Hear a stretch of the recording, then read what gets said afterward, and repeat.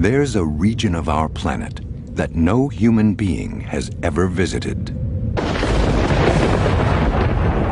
No one has ever seen this place. Yet what happens here affects every one of us, every day of our lives. It's 2,000 miles beneath our feet. The Earth's molten core. Here, a vast ocean of liquid iron generates an invisible force. The Earth's magnetic field. It's what makes our compasses point north, but it does a lot more. It helps to keep the Earth a living planet. Our neighbors, Venus and Mars, have only weak magnetic fields, which means they're unprotected from the deadly radiation sweeping through the solar system. The Earth, on the other hand, exists within a vast magnetic cocoon. A force field that for billions of years has sheltered us on our journey through space. But now, scientists have made a startling discovery. It seems there's a storm brewing deep within the Earth. A storm that is weakening our vital magnetic shield. It's the buzz when I'm full of your sweet magnetic pull. The Earth's magnetic field has been our protector for millennia, and now it appears it's about to go away. It's how The Earth's magnetic field is getting weaker rapidly. We cannot guarantee that the magnetic field of the Earth is still going to be there 1,000 years from today. Is our invisible shield about to disappear? The question is not if that's going to happen, it's when that's going to happen.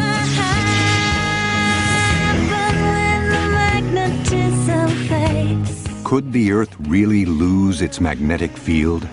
And what will happen if it does?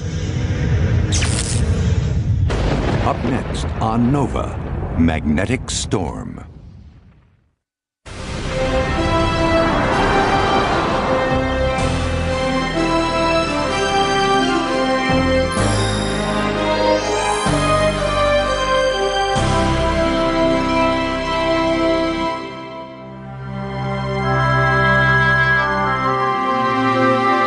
Major funding for NOVA is provided by the Park Foundation, dedicated to education and quality television. We see 400 employees in 3 years. At Microsoft, your potential inspires us to create software that helps you reach it. Your potential, our passion. Science. It's given us the framework to help make wireless communications clear. Sprint is proud to support NOVA. And by the Corporation for Public Broadcasting, and by contributions to your PBS station from viewers like you. Thank you.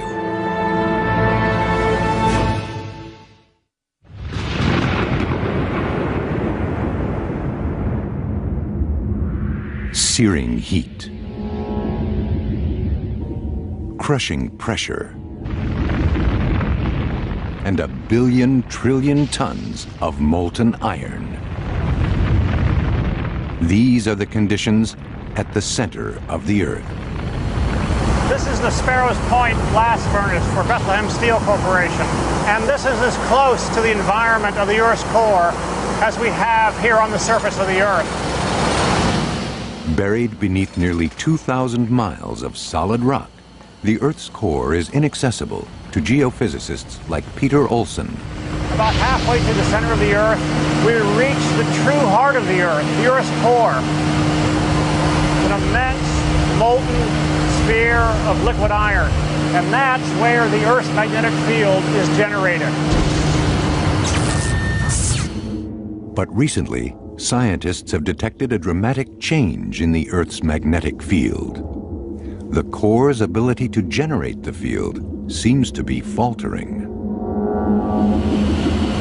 Today, the something very strange is going on with the Earth's magnetic field.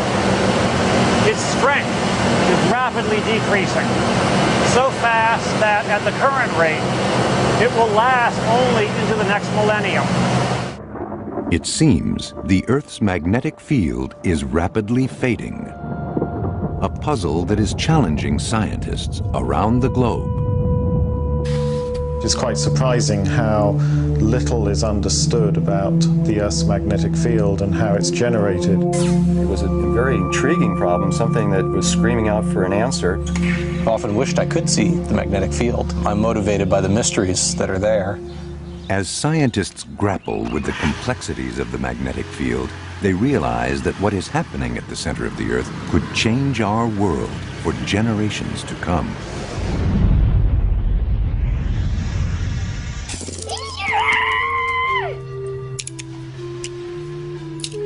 Magnetism is something we're all familiar with. Oh, look. At the end of the magnet, the paper clips stick to it. I can connect it. Oh. Its seemingly magical ability to attract I got 5 of them on. and repel delights and baffles. When the magnets are turned over one way, they don't want to go together. And when you flip them over, they want to come together and they stay together. But this mysterious force is not just a curiosity. Look at the TV. Magnetism, a close relative of electricity, lies at the heart of most modern technology. Everything from power stations to the television you're watching now. And in fact, the Earth itself is a gigantic magnet. While we are constantly aware of the pull of gravity, most of the time we are oblivious to the other force the Earth generates, the magnetic field. But space scientists like Andrew Coates know how important it really is. Magnetic field extent is really huge. It's the biggest thing really we have on Earth. The magnetic field is created deep in the Earth's core. It streams out near the South Pole, loops around the planet, and then runs back into the core near the North Magnetic Pole. This is the Earth's protective force field. Without it, we'd be in trouble. It protects us against radiation from space. It's a little bit like being in the pod here. This shields us from the weather on Earth. The magnetic field of the Earth shields us from space weather and space radiation. Space weather is nasty. The winds that blow through the galaxy are winds of radiation. Some of the most harmful from distant exploding stars.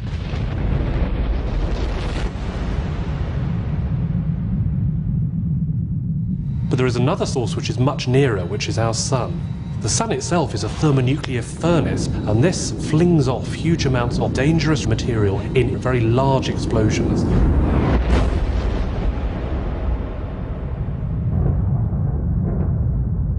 In some cases, it's about the same mass as Mount Everest actually coming towards us. Every few hours, the sun ejects billions of tons of electrically charged particles, the solar wind. Often, the Earth lies directly in the path of this onslaught. But magnetism deflects charged particles. This means that the solar wind is unable to penetrate the Earth's magnetic shield, and so flows harmlessly around the planet. The only visible signs of this drama far above our heads are the northern and southern lights, produced when solar particles trapped in the Earth's magnetic field are dragged through the atmosphere toward the poles.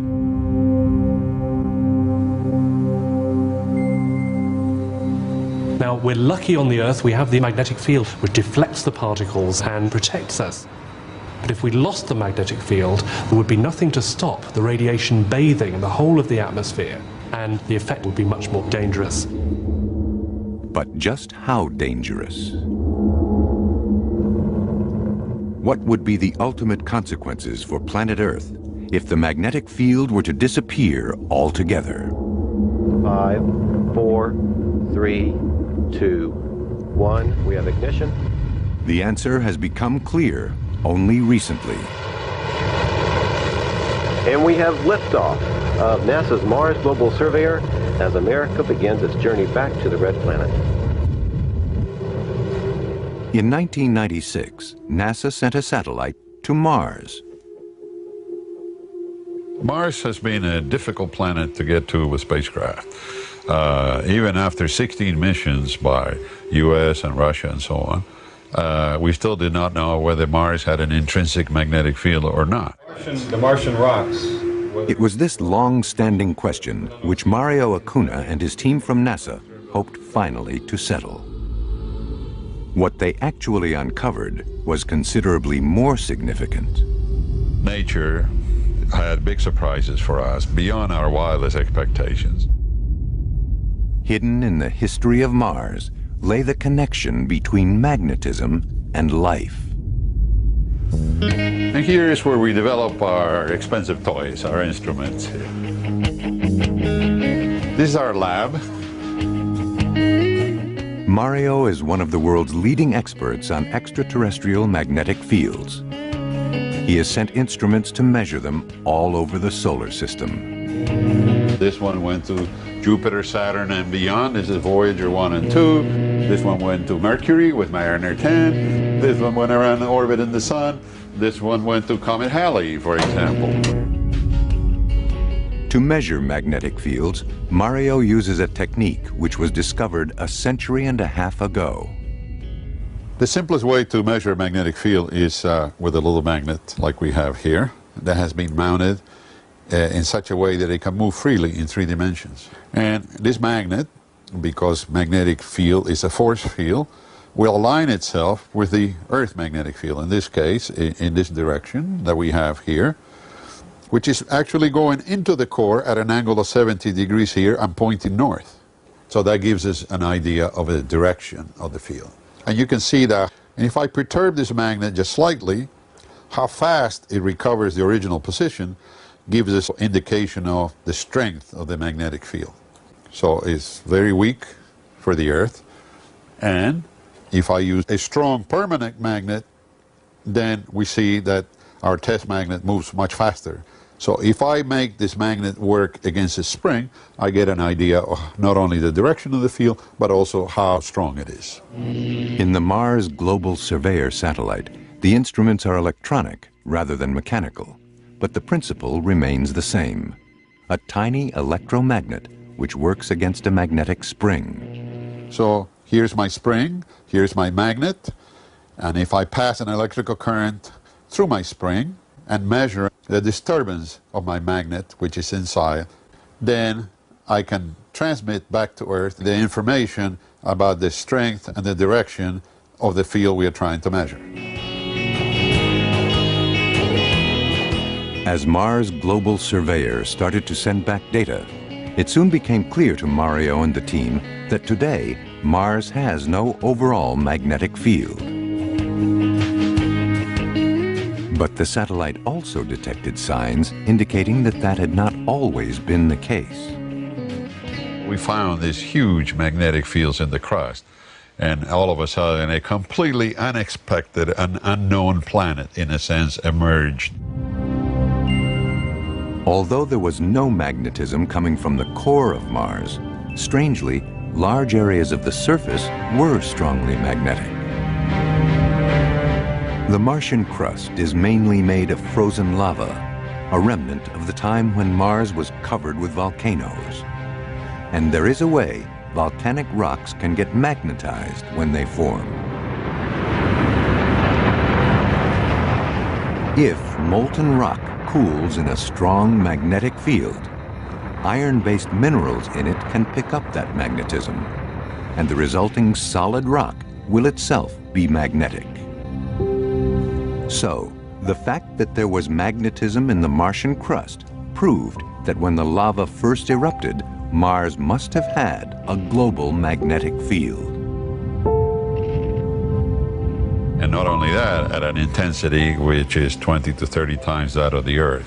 And so that's basically similar to Mario's team now knew that Mars had once had a magnetic shield, which it must at some point have lost. well, not most of them, but 30 or 40. They began to wonder whether this might be the solution to one of the great mysteries of the solar system. Scientists suspect that the young Mars was in many ways an Earth-like place, with a thick atmosphere and oceans which may have harbored primitive life.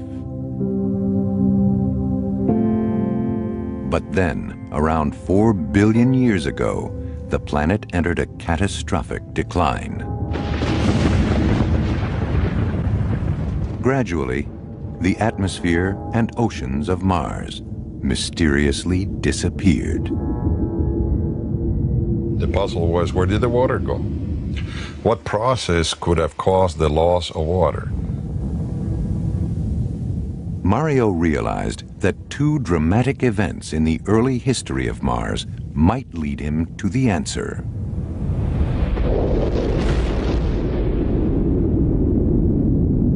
We found 2 very large impact basins in the southern hemisphere of Mars, which are Hellas and Argyre. There was absolutely no magnetization over them. In these basins, formed when 2 huge meteorites hit Mars, the rocks were strikingly free of magnetism.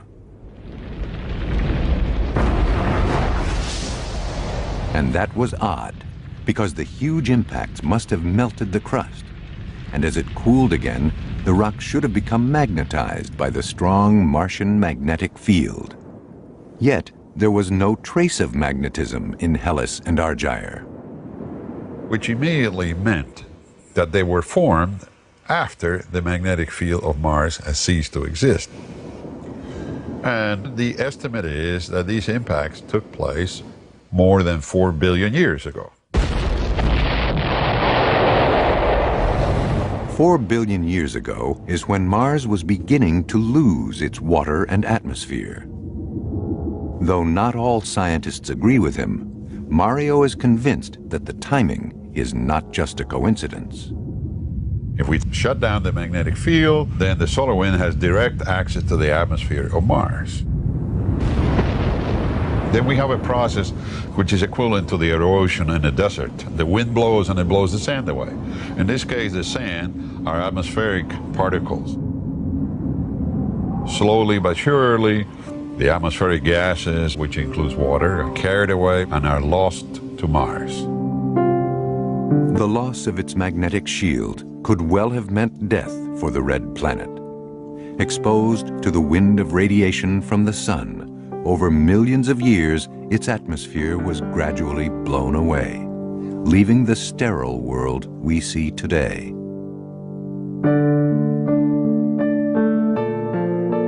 If we were to turn off the Earth's magnetic field, the same process would occur.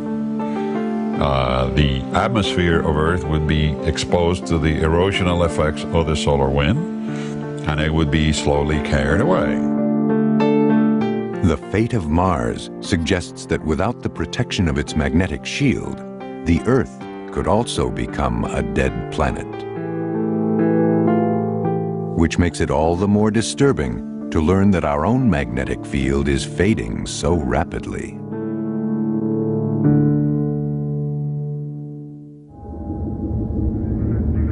Evidence of that decline has come from a surprising source. People have been making pottery for thousands of years. Archaeologists study pots to learn about ancient cultures. But these vessels have another story to tell. Pottery acts just like a magnetic tape recorder. It records the Earth's magnetic field when the pottery is first made. An ancient pot is a magnetic time capsule. John Shaw has learned how to extract from it a precise measurement of the strength of the magnetic field as it was in antiquity. Like volcanic rock, clay contains tiny pieces of an iron-based mineral called magnetite. At the microscopic level, magnetite contains lots of distinct magnetic regions, in effect, tiny magnets. But in raw clay, these microscopic magnets all point in different directions, so they fail to create an overall magnetic field. That means a lump of clay on the potter's wheel is not itself magnetic. Not yet, anyway. Now, the interesting part is when the pot's fired. The intense heat in the kiln erases all the magnetic regions. But as the pot begins to cool, new magnetic regions form in the magnetite. And as the regions reform, they align with the Earth's magnetic field, just like compass needles. With millions of tiny magnets all pointing in the same general direction, the pot itself becomes slightly magnetic. Once it has cooled, the magnetism is locked in. So if we take an ancient pot like this one, which is from Peru, when it cooled for the first time, it cooled in the Earth's ancient magnetic field, and it became magnetized in that field. And of course, if the field's very strong, then the pot's strongly magnetized, and if the field's very weak, then the pot's weakly magnetized.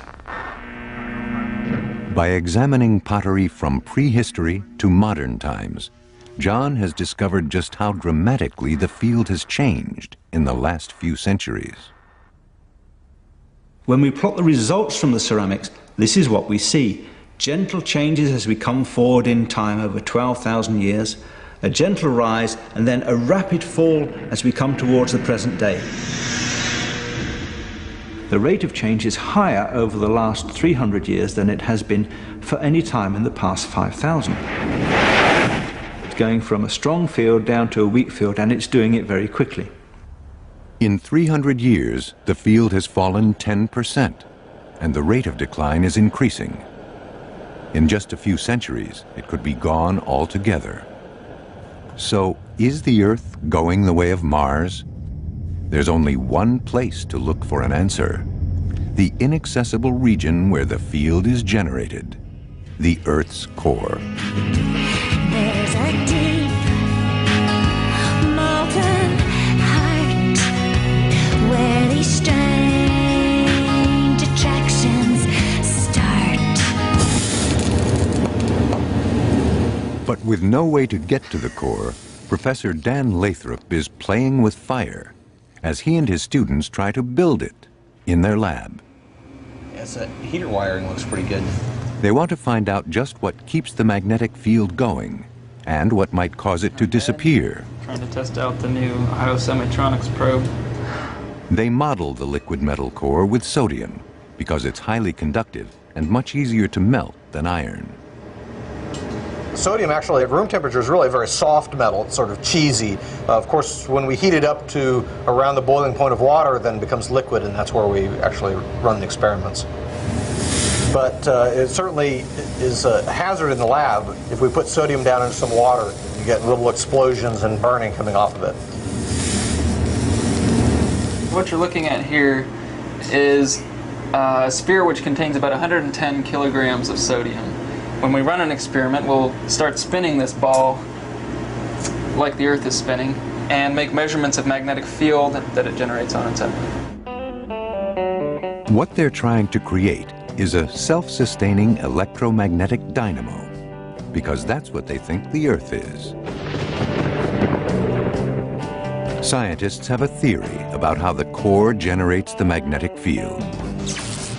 It's based on the close relationship of magnetism to electricity. In particular, the fact that electric currents create magnetic fields. Now, there's no electric current going through the coil to start with.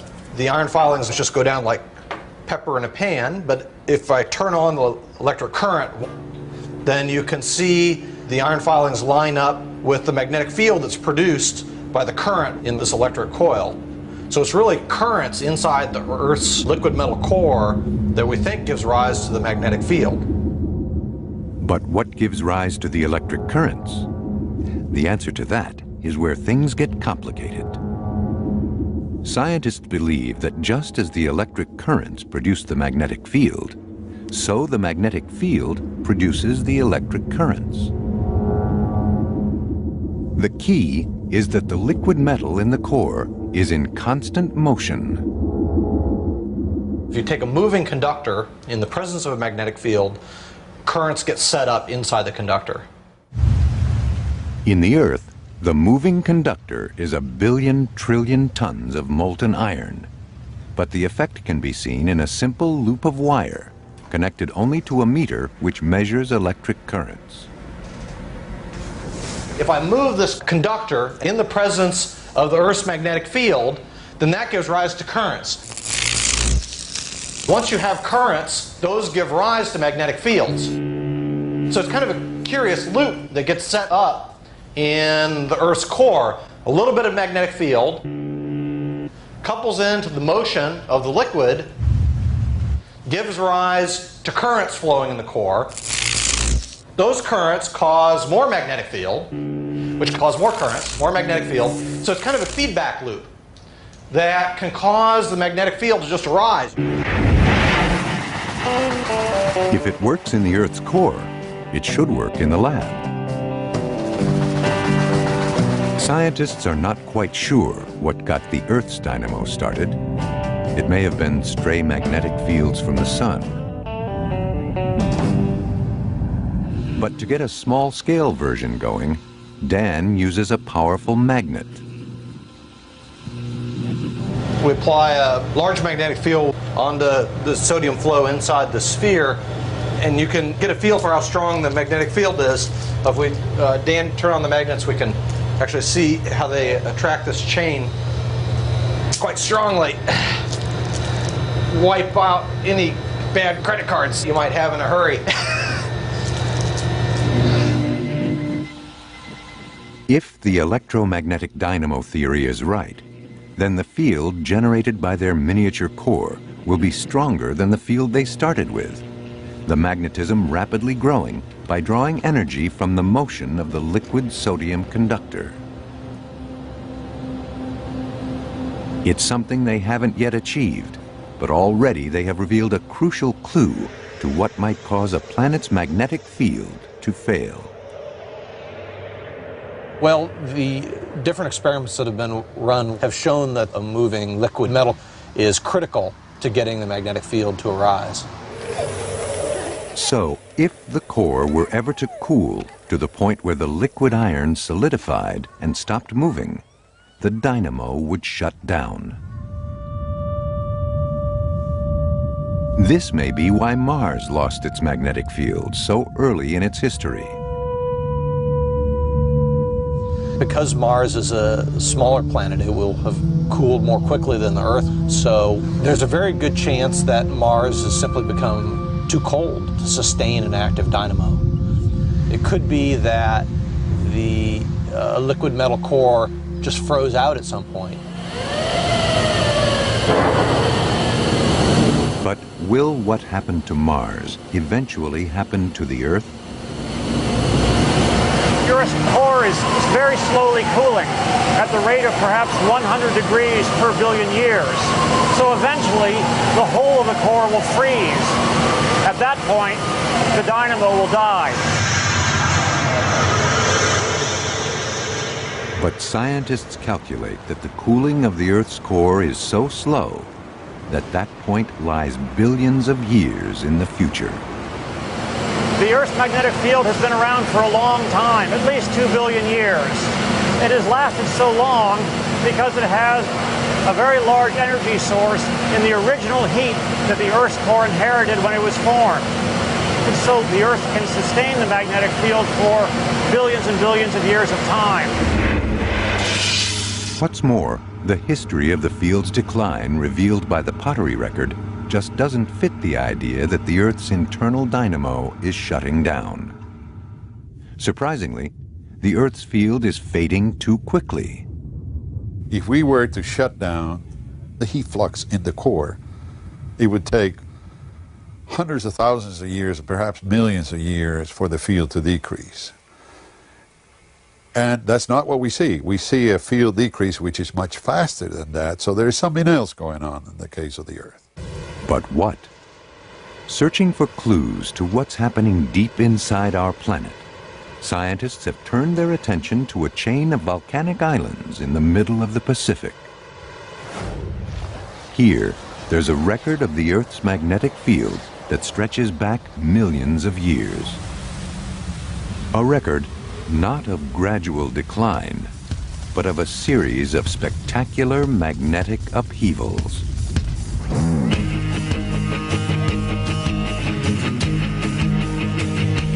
It's the buzz, what a fool of your sweet magnetic pull.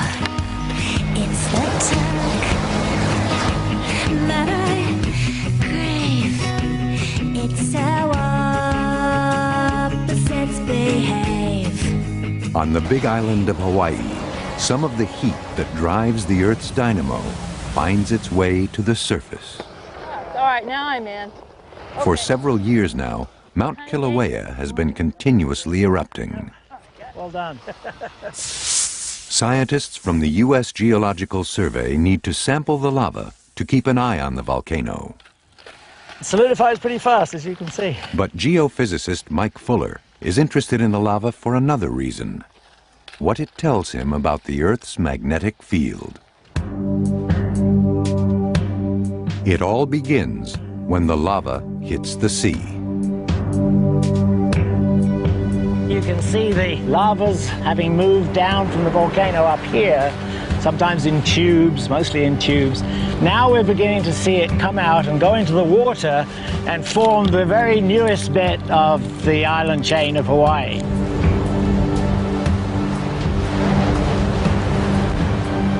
As this lava hits the seawater, of course, it really chills very, very fast. And a very wonderful thing happens. They actually trap in, they record the Earth's magnetic field. As they solidify and cool, these volcanic rocks are preserving a record of today's magnetic field. But the volcanoes of Hawaii have been erupting on and off for millions of years, building up the islands. Every layer of lava contains a record of the magnetic field at the time of that eruption. So the Hawaiian archipelago is a hidden chronicle of the Earth's magnetism stretching back 5.5 million years.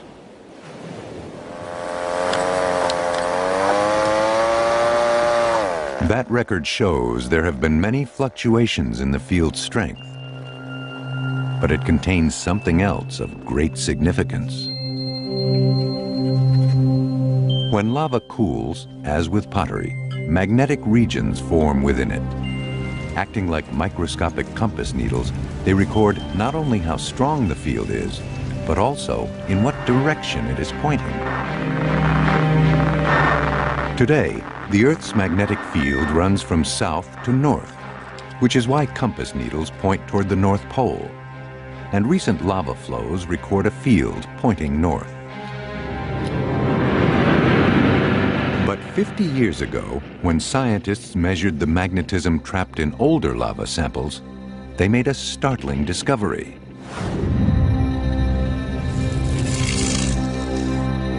The microscopic magnets within the lava were all pointing south. When we go back about 700,000 years, we find an incredible phenomenon. Suddenly, the rocks are magnetized backwards. Instead of them being magnetized to the north, like today's field, they're magnetized to the south. It seemed that prior to 780,000 years ago, Hawaiian lava must have cooled within a global magnetic field that was running to the south and away from the north, exactly the reverse of today.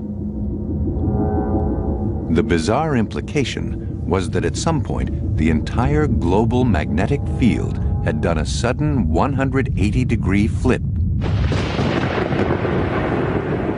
completely reversing direction.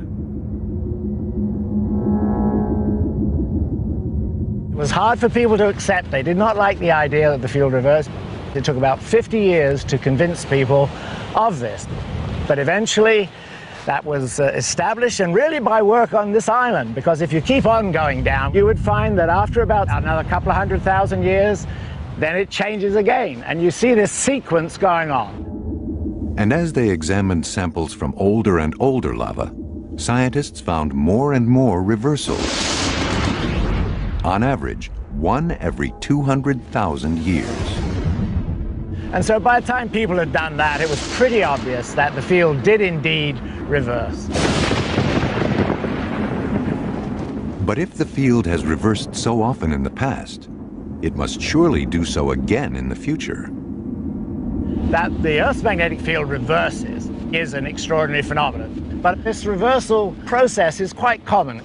The last reversal was, what, 780,000 years ago. Before that, there was one about 200,000. Before that, again, actually less than 200. So in a sense, we are a bit overdue for a reversal. So is this why the field is growing weaker today? Could it be getting ready to flip? Scientists needed to discover whether there was a link between changes in the strength of the magnetic field and changes in its direction.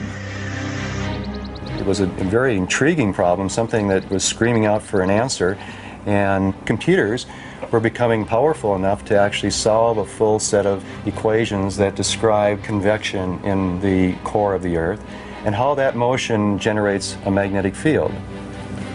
In the 1990s, physicist Gary Glatzmeyer decided to embark on a very ambitious experiment. He put all the essential facts that scientists had learned about the Earth's molten core into a computer model, dozens of equations describing its dimensions, temperature, viscosity, and so forth. Then he let the model run to see how the magnetic field would evolve over hundreds of thousands of years of simulated time.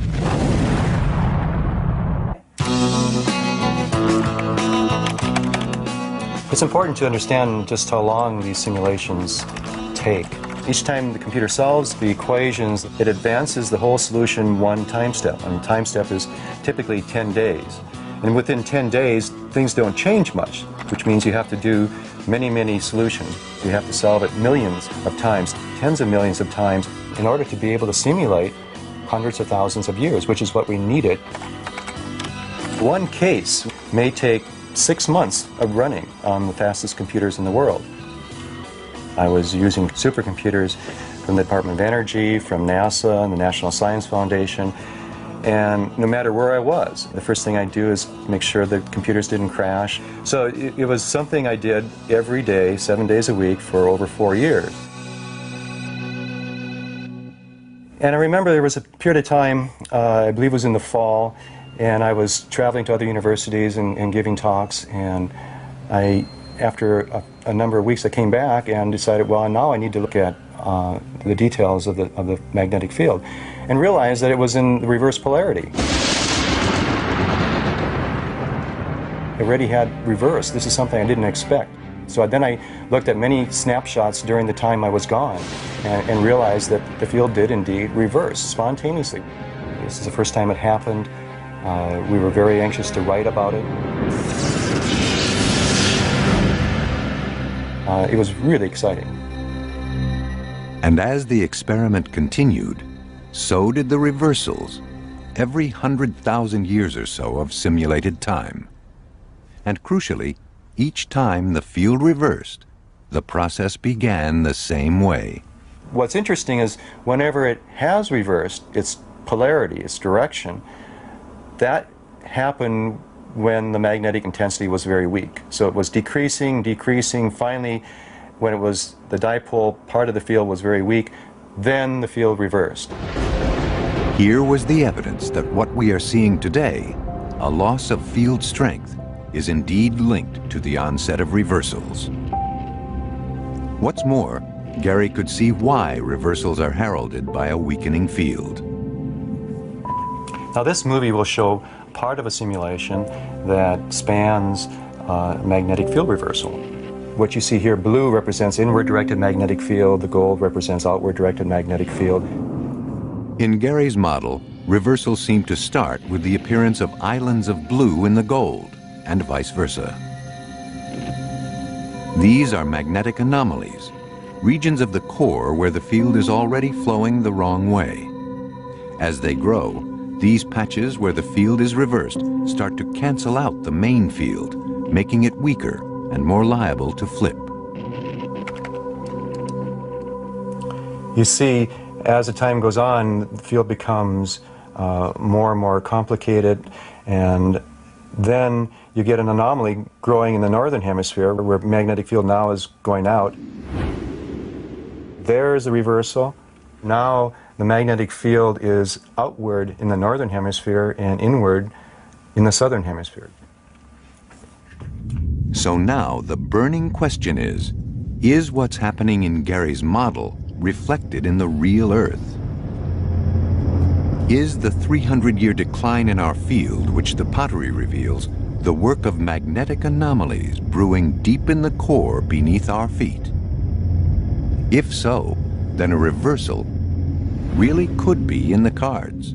If the north isn't true, will I lose my way to you? Amazingly, there are detailed records that cover exactly this 300-year period.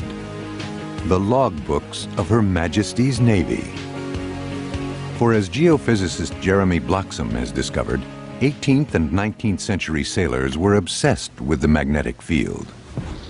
Back in the days of James Cook, when he was doing his voyages of exploration, a compass was the primary means of navigation. However, a compass needle doesn't point at true north, at the real geographical North Pole. Instead, it points at magnetic north. For sailors, knowing the difference between true north and magnetic north was a matter of life and death. But as they were well aware, magnetic north keeps moving, wandering about near the pole as the field gradually changes. So navigators needed to measure the difference between magnetic north and true north, the angle of variation. They did this by comparing their compass bearing to an astronomical calculation of true north. The trick was to find true north, and they could do this by looking at the sun at noon when it's highest in the sky, alternatively by looking at the angle the sun made at sunrise or sunset. Here on the 8th of June 1770 we have a magnetic variation of 4 degrees and 53 minutes east. Thousands of these observations, together with early measures of the local strength of the field, have enabled Jeremy to reconstruct the ebb and flow of the Earth's magnetism over the past 3 centuries. And it's what this reveals about one region in particular that's significant. We've seen very abrupt changes in the Earth's magnetic field beneath the South Atlantic Ocean. Beneath the South Atlantic, Jeremy has found clear evidence for a region of magnetic anomalies, places where the field has already started to reverse. And these anomalies are growing. As we get into the beginning of the 20th century, we see the emergence of a new patch of reverse flux, a region where the field lines, instead of coming out of the core, are looping back into the core. And that patch then drifts towards the west, hooking up with this other patch of reverse flux to create a large region, what we call the South Atlantic anomaly, where the field is about 30% weaker. And that patch has grown substantially during the last 100 years in particular. So one question we're all asking ourselves at the moment is the Earth's magnetic field about to flip? In a region of the core 2,000 miles beneath the South Atlantic, the magnetic currents have reversed direction, canceling out the main field, causing its strength to decline. If things continue like this, then we could experience a magnetic phenomenon the Earth has not seen for 780,000 years. A complete flip of the entire global field. really no question about whether the Earth's magnetic field will reverse again. The question is not if that's going to happen, it's when that's going to happen. Actually, in the last few hundred years, the intensity of the magnetic field on the Earth has been decreasing, which is an indication that maybe we're in for a reversal. The average time between reversals is on the order of a few 100,000 years. We're actually sort of due for one. No one has ever experienced a magnetic reversal. If this is really the beginning of a flip, what exactly will happen next?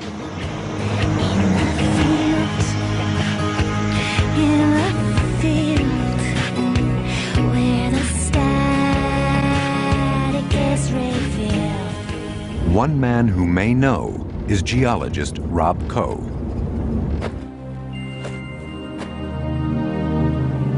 For 25 years, he's been coming to Steens Mountain in Oregon, a vast heap of hundreds of ancient lava flows.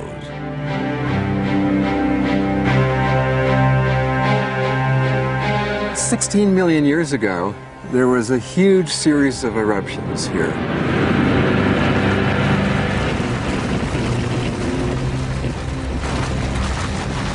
You can pick out literally hundreds of lava flows over on that wall. Each line delineates a different lava flow.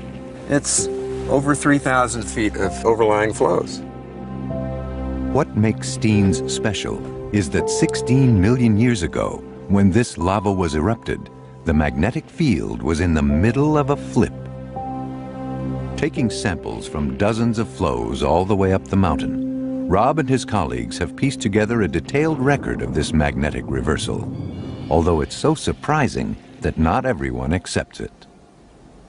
What we found as it started to reverse was the strength of the Earth's field decreased dramatically by 80 or 90%. The field started out pointing south, but as it weakened, the direction of the field began to change erratically. After 300 years, it had swung a full 180 degrees to point north, and the field's strength started to recover. But it couldn't hold that polarity, and it fell back to reversed, and the intensity crashed again. Once more, the Earth's magnetic shield practically disappeared, this time for 3,000 years. What was left was changing so fast that Rob found a flow that captured these wild gyrations even as the lava cooled. And what we found was even harder to believe. The quickly chilled margins in the bottom and the top had one direction, like that of the underlying flow, and the middle portion had a direction that was 60 degrees farther away. It was just as though, while the flow cooled, the field had moved 60 degrees, which if you calculate it out, that comes to about 6 degrees of movement per day. If we were observing this with a compass, you would be able almost to see the motion with your eye. It was truly astonishing and extraordinary. The lava layers of Steens Mountain suggest we could be in for magnetic chaos, with magnetic north changing from day to day. More seriously, for perhaps thousands of years, the Earth's magnetic shield will be weakened, something that will affect every person on the planet. The intensity of the magnetic field will be weaker, maybe 10, maybe 100 times weaker than it is today, which means that more cosmic radiation will get through. This basically opens our defenses so that solar and galactic radiation can hit the atmosphere directly. And this means that the radiation at ground level increases as well. One estimate is that our overall exposure to cosmic radiation will double, and in some places it could be even worse. Today, the magnetic field focuses space radiation towards the far north and south, where few people live. But as the main field collapses, the weak field that's left will have a more complex structure. Instead of just 2 magnetic poles, there may be 4 or even 8, slowly moving across the Earth's surface.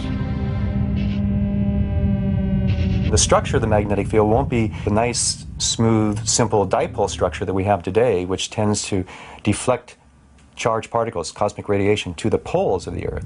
Instead, there'll be several poles all around the Earth, maybe close to the equator. And so not only will the field be weaker, the field will tend to focus cosmic radiation at low latitudes where most people live. This unfortunately means more deaths from cancer. It's roughly 15 per million people per year. That is the amount of deaths we're talking about. And if you multiply that over the whole population of the Earth, that becomes a significant number. It's impossible to know for sure, but the best guess is that every year 100,000 people would die from the increased levels of space radiation. But of course, this would still represent only a relatively small increase in the overall incidence of cancer. So it's not going to be catastrophic. It'll be something to be concerned about, but it won't be a catastrophic event. And certainly by the time it happens, civilization will have figured out how to deal with it. The field will come back. In the case of Mars, we know that the field will not come back, and it has been gone for billions of years, so the effect has been very, very serious on the Mars atmosphere. But on the Earth atmosphere, just a few thousand years of no magnetic field are not expected to result in a very large stripping of the atmosphere. Scientists now know that the magnetic reversal that is inevitably coming will have serious consequences for our descendants, but it won't be a disaster for planet Earth. And as our children's children's children wait for north to become south, they may find that a world without a strong magnetic field has its compensations. The great thing is that it would be possible to see the aurora just about every night, all over the Earth. So London behind me, for example, we might be able to see great aurora just about every night of the year, shimmering and moving in the sky as the solar wind hits the atmosphere directly and it glows like a neon light.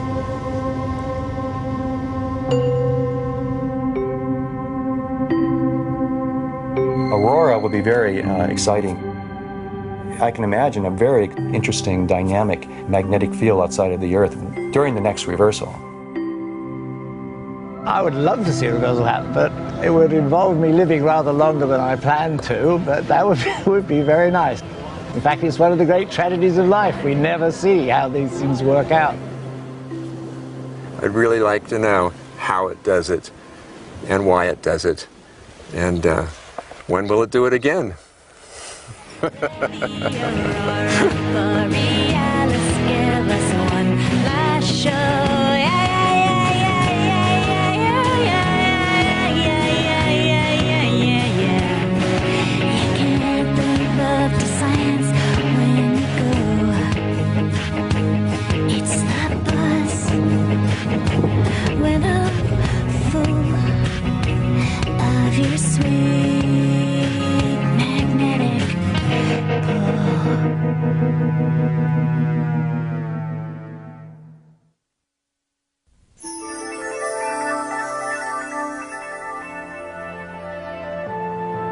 None of us will be around for the next magnetic reversal, but on NOVA's website, get a sneak preview of what the night sky will look like when it happens.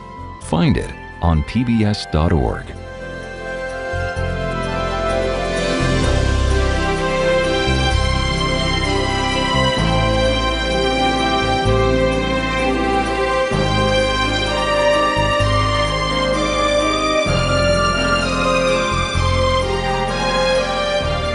To order this show or any other NOVA program for $19.95 plus shipping and handling, call WGBH Boston Video at 1-800-255-9424.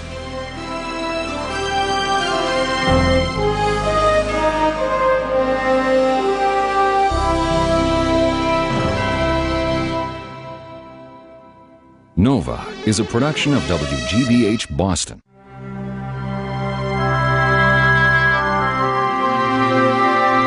Major funding for NOVA is provided by the Park Foundation, dedicated to education and quality television. Science. It's given us the framework to help make wireless communications clear. Sprint is proud to support NOVA. We see an explorer. At Microsoft, your potential inspires us to create software that helps you reach it. Your potential, our passion. And by the Corporation for Public Broadcasting, and by contributions to your PBS station from viewers like you. Thank you.